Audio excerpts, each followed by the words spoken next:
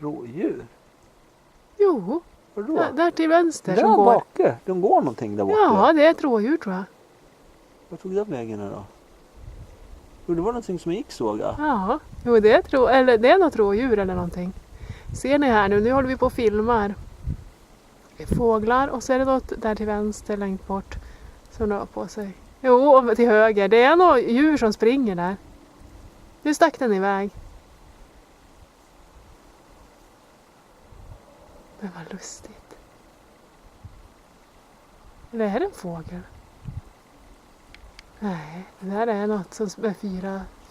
Kolla på zonen. Nej, det är nog en fågel kanske ändå. Ja, jag är osäker här alltså på den här lilla. Men om man får det mer på bild då kanske man ser. Och vad de leker och håller på.